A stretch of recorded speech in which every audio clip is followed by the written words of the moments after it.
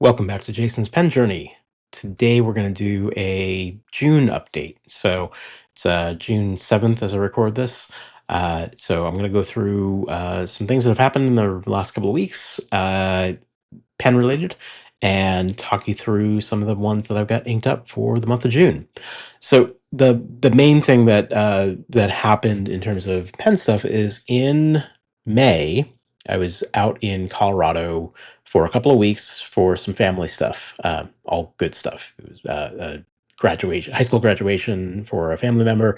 And while I was there, my brother Mark took me and my father to Pen Realm, which is Kirk Spear's store in Loveland, Colorado. So we were outside of Denver, where we were staying, and Loveland is about an hour north of Denver, towards maybe not an hour, towards Fort Collins.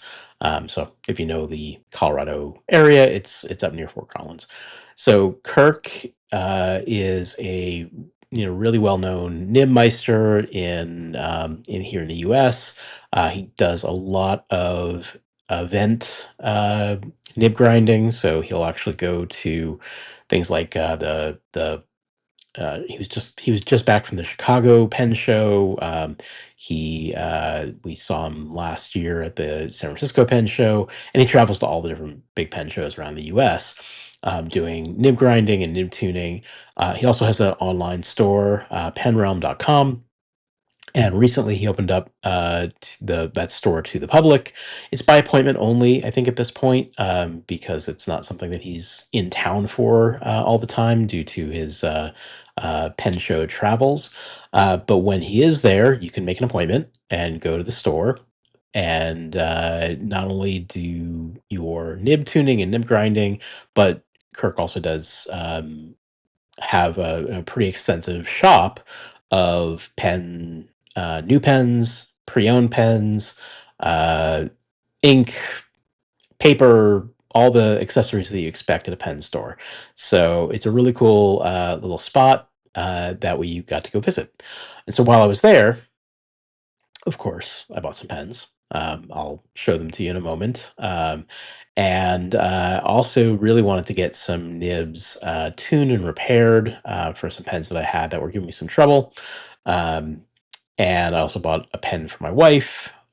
So I don't have that handy to show you, but she was very excited about it. And we also took the opportunity to have kind of an impromptu Colorado pen meetup with a few people that I've met through the pen community through my brother Mark.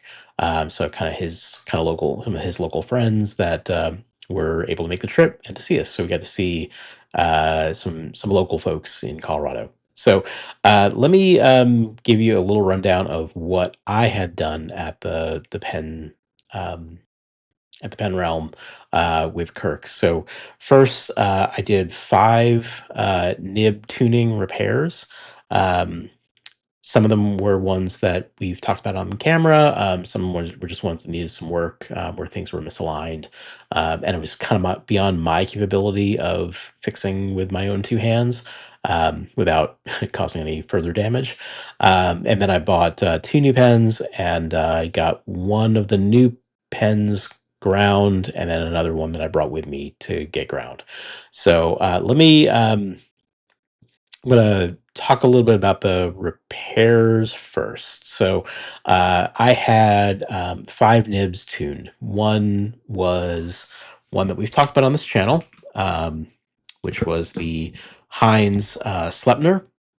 So you probably remember, well, maybe you don't. I did a video a few weeks back around this pen and found that as I started to ink it up and started using it, the ink flow wasn't fantastic. I contacted Heinz, or Heinz contacted me in response to that video. So we've been in touch, and they actually sent out a replacement nib to me. But because it was during when I was traveling, I figured, let me just see if I can get this pen repaired by Kirk. And sure enough, it's now writing like a dream. So he cleaned up the feed, got that going, make sure the tines were really well aligned, and the pen is now fine. So, Heinz, if you're the Heinz pen company, if you're watching this, um, know that I received your nib. I'm actually going to send it back to you because I don't need it anymore. It's the nib that you originally gave to me in the pen is in good shape. So um, that one will get returned back to Heinz. I'll open it up, just make sure it's all good, and then send it right back to you guys.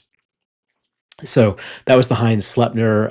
I got that tuned, and it's now inked up, and I'll talk about that in a moment when I talk about what I've got inked up for the month of June. Also repaired slash tuned was my Maverick Marauder Stratified, which I don't think I've shown on the channel before, but it's now inked up. I love this pen, but the tines were a little out of alignment. I couldn't get it repaired myself, so um, Kirk got that one cleaned up for me. My Newton Pens Prospector, which is an absolutely awesome pen to use, and it was a little out of alignment, and it got worse as I tried to repair it myself. So clearly, I don't know what I'm doing. I know that about my abilities with my in my pen journey, but I made it worse. Kirk made it better, so it's back to good shape. I have two other nibs that I got tuned, which of course are not within reach. One was my Atelier Lusso Carina Hapalua. I had actually noticed that the nib was not functioning great. I had swapped the nib for a journaler nib. So I actually still have the journaler nib in that pen, but while I was there, I just got the original Atelier Lusso nib tuned, so it's back in good shape. And then I also had another Atelier Lusso Draco pen that I don't think I've shown on channel yet. I probably need to. It's a really stunning pen. I'll show that on channel at some point. But when during the travels, when I had a little bit of ink issues, that was one of the pens that I noticed had some ink problems. So um, and when I was trying to clean it and refill, I noticed it was a little out of alignment that I didn't notice beforehand. So long as I had it all cleaned at that point, I figured I'd get that one tuned up as well. And then I'm going to talk about the ones that I ground when I actually cover all the pens that I've got in the current lineup. So let's talk a moment about one of the pens that I bought for my wife, which was the Esterbrook Estie in Rockstar blue. So it was the recent. One of the many Esterbrook recent pens that they dropped. The Rockstar was kind of blue and purple with a bear with a guitar. It was really cool, really flashy pen. My wife really wanted one, and she never found one online that she quite wanted because she wanted something that was more blue than purple. That's blue's her favorite color. So so long as I was there in person and we knew that Pen Realm was selling them, I basically had an opportunity to go through every single pen of the Esterbrook Estie Rockstar that Penrealm had in stock. So thank you to Josiah from Penrealm for bearing with me as I looked at every single one, held it up to the light, tried to figure out which one was the most blue, and we finally settled on one and put in the broad nib that my wife wanted. They actually didn't have the official Esterbrook Rockstar nib in broad in stock, but one of the things that Penrealm does is they've got their own laser engravers, so they do a lot of engraving work for a lot of different pen brands, a lot of makers. So they actually had a custom. Of the Rockstar Bear that Kirk had done for something else, and they had it in broad. So kind of a not exactly a custom pen, but almost custom pen for my wife April. So she likes that. So thank you, Kirk, and thank you, Josiah, for bearing with me as I went through all the Rockstars that you had in stock. So let me jump over to my currently inked lineup for the month of June, and I'll talk a bit about each one of these pens as I go through them, and some of these that we already talked about. We'll come back to those. So let me bring in my Alfie tray. So I already mentioned the Maverick Marauder Stratified. So this one is from Maverick Pens.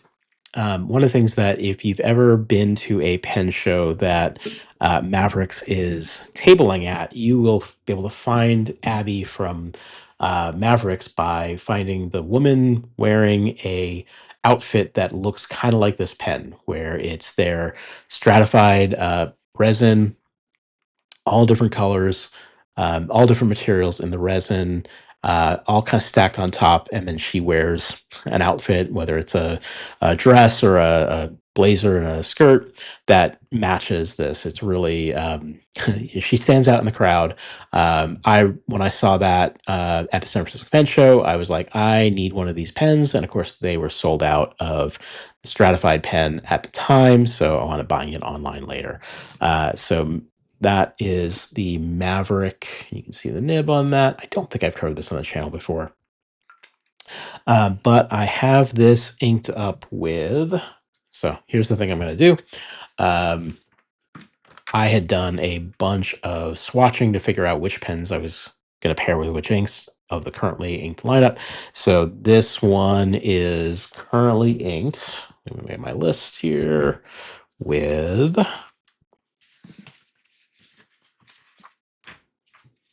let's see, the Robert Oster Fire and Ice. So I kind of try to match up the that blue and green, kind of that light teal color with Robert Oster Fire and Ice. The next one that I mentioned, so I talked about the Sleipnir already. So you've seen a video on this pen. Like I said, got that one tuned. It is back to a good performing nib. Let's see if we can get that purple showing up. There we go. So this one's in good shape. And then we inked this one up with the same ink that I had shown on video before, which is the Taccia AO. So I just kind of kept the same ink. It has been cleaned, it has been redone. The next one I wanted to show was, I mentioned already, the Newton Prospector in matte black. This one actually has a 14 karat nib, 14 karat gold nib on it. So love what Sean Newton did with the Prospector. You can see I keep trying to show there's the N on the Prospector body. And he's also got it engraved on the nib.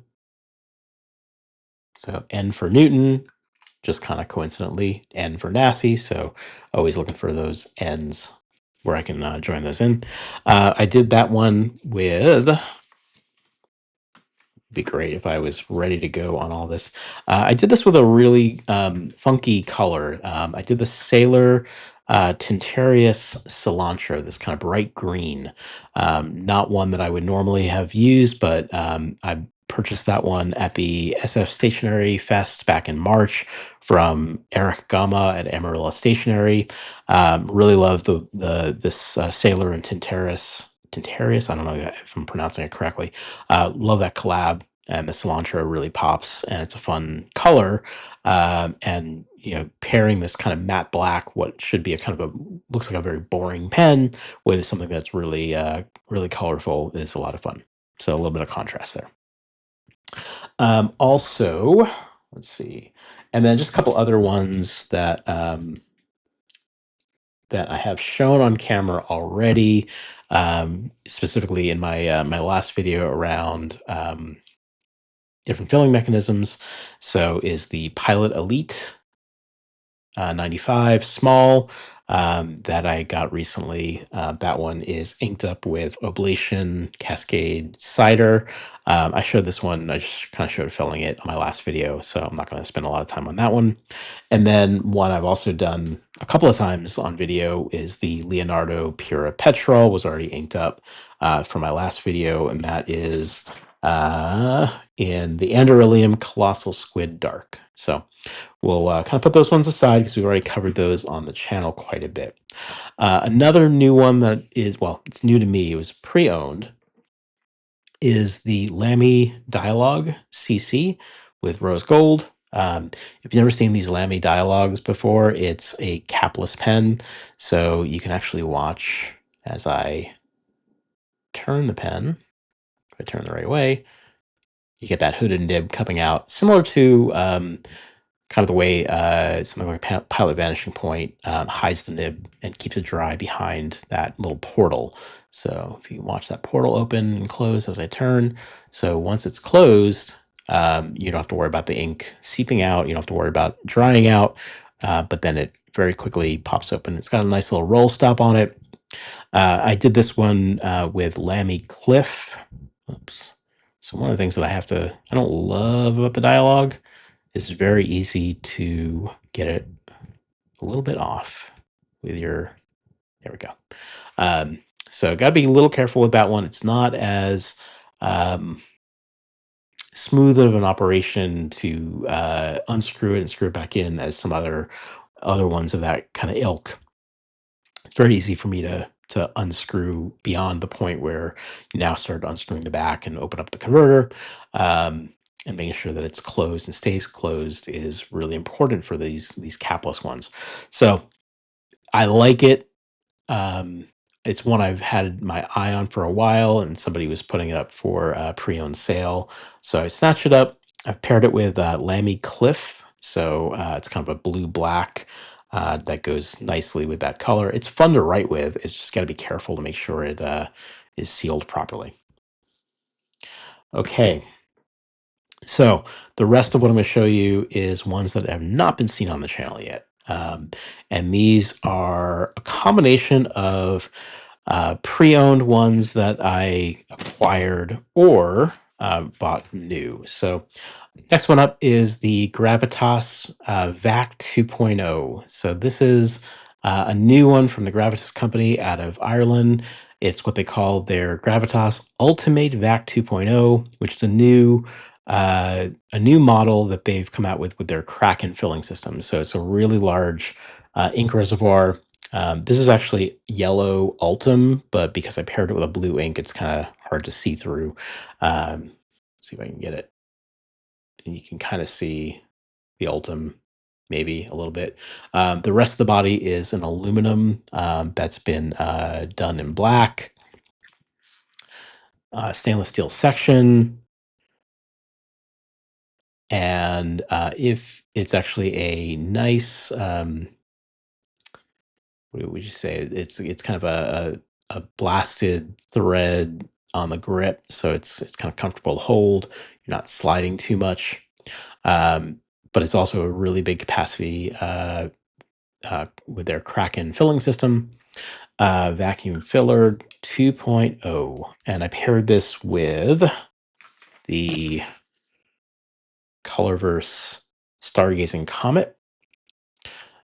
Excuse me, Colorverse Sungrazing Comet, which was one of the Colorverse color event inks from last December that my wife had gotten, or I'd gotten for my wife, the Colorverse ink vent calendar, advent calendar, and that was one that she handed off to me. I will say that filling from the little sample bottle, not a good idea. Made a lot of a mess, so I actually put it into an inkwell. Made even more of a mess because I spilled. So yesterday was a lot of fun to clean things up on my desk. And that's the Gravitas VAC 2.0 filler. VAC 2.0, excuse me. Next one I will show you is, let's talk about the Mythic pen. So the Mythic Pen Company, they basically take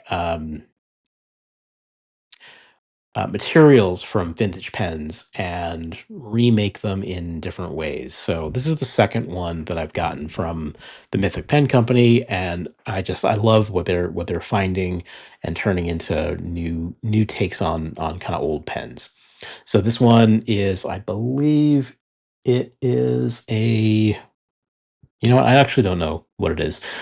So I don't know what the materials were. It was, they're all kind of one of a kind, and I forgot to ask what they were reclaimed from. But they're really cool. So this one's kind of black with a gray, silver, and orange material. Just really nice, really looks classic, but it's a new take on classic materials. And this is one that I actually had Kirk at Penrealm grind for me. So this is actually now sporting a cursive smooth italic on its nib. And the way that Kirk describes his cursive smooth italic is that it is a rectangle, slightly rounded edges for cursive writing with line variation, slightly smoother than cursive italic. Now, so when you start with a nib grind, they start with there's an italic, which is a rectangle sharp edge for maximum line variation. Then you can move to a cursive italic, which is the rectangle slightly rounded edges for cursive writing with line variation, but it may feel an italic drag on the downstroke. And then there's the cursive smooth italic, which is what I got here, which is smoother than the CI. So you got italic, then cursive italic, and then cursive smooth italic. All very similar, but slightly different grind. So this will allow me to, with my cursive writing, put a lot more expression in the writing. This is paired with the Anderillium and Papermind Prometheus Orange. So I figured the orange would be a nice pair. Again, taking something that's kind of a little more classic and kind of maybe a little understated with the black, and then pairing it with a really vibrant color to go with it. Next up, we'll talk about the Radius 1934 Settimo. This is in matte black. So I've got two matte blacks in the lineup at the moment, and the Radius 1934 is a kind of a relaunch brand. So classic fountain pen brand that Leonardo actually rebooted recently. So you get a lot of the kind of the Leonardo flourishes with the pointed finials on both the top and the bottom, but it's a little bit of a slightly cheaper brand than the official Leonardo brand. And this was actually pre-owned. I got this at Penrealm, and this actually came with a broad nib, and I got it ground to what Kirk calls his Imperial, which is similar to the journaler grind as well. So the Imperial is a half sphere where he removes the top half of the nib to create a stub-like line variation with a round nib feel. So you're not going to get quite as much line variation as that cursive smooth italic I just talked about, but you're also going to get a broader it started from a broad and ground to an imperial. You're going to get a lot of broader line variation there. Line width, I should say. And because it's a broad and it should have a slightly better ink flow, I paired it with a sheen ink, which is the Kiwi Inks Treasures at Atlantis. So you can see how that sparkles. And normally, again, taking a matte black, kind of boring looking pen and pairing it with a really funky ink is something we can do there. Some of the other pens that I'm going to show, I've gotten a little more classical with the ink colors that I picked. So let's talk about the other pen that I purchased at Penrealm, which is the Leonardo Audace Art Nouveau in Granada Red. And this is something that's absolutely stunning. This is with a fine 14 karat nib, big number 8 nib. You can see it's absolutely gorgeous. And this is actually also another one that's pre-owned. So I got a little bit of a discount from when it came out new. But it's a really, really classy piece of art.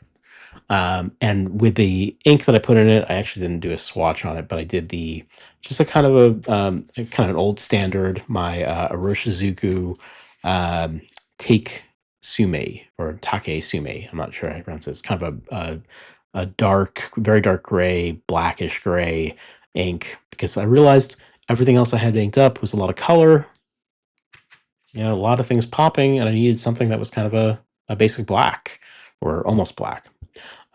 So that's where the Leonardo got inked up. And then one more Leonardo show. This one just arrived.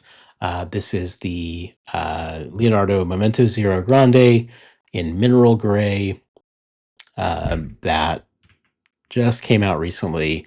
I bought this with a number 8 titanium nib. It's got that blue ebonite feed. So let's see if I can get that to show on camera. There we go. So you can see the titanium. This is with a fine nib. And what did I pair this with? This is with, like, yeah, there we go. That's the Diamine Sapphire Blue.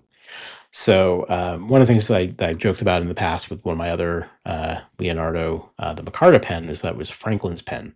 Well, this one we said was Aria's pen. Aria, my other dog, she's kind of got that silver blue merle Australian Shepherd coloring. And when the pen arrived and I brought it inside, she was sniffing at it quite a bit. And I said, okay, well, that means it's Aria's pen. So that's where the sapphire blue goes with it in honor of Little Miss Aria. And finally, the other new pen, or new to me, that I got, it was actually another one that's pre-owned. It just arrived Friday. And this is the Say Pens Urushi Studio. And this is what is known as the Wind of Rankuku. I'm probably, again, butchering that name. So you can see this is just absolutely stunning. A bunch of different colors, all done by hand with the little shells being placed in here. It's absolutely a work of art. I got this secondhand from a friend on Slack. Paired it with a fine nib, and it's gonna be. I'm thinking about swapping that nib and maybe putting that journaler nib in here, but we'll see what we do with the nib. But the just go with the fine to start with. But really, really gorgeous pen. And I had a hard time figuring out what ink to pair it with. So you can actually see I was thinking about something. I didn't realize I didn't have a lot of red, a lot of burgundy. So I wound up going with the Leonardo Metamorphosis. But you can see here I was trying to test out some other ones to see if anything felt right. And I landed on the Metamorphosis as the final choice. So another pre-owned but like new pen for me, and that's the current lineup that we have. If we bring in the other ones that we already showed, just to give you a shot of everything, there's the Pilot Elite, there's the Lamy Dialogue, and there's the Leonardo. Let's actually put the Leonardos and the Radius all together. There we go. Now we've got the family together. So that's what we've got inked up for the month of June.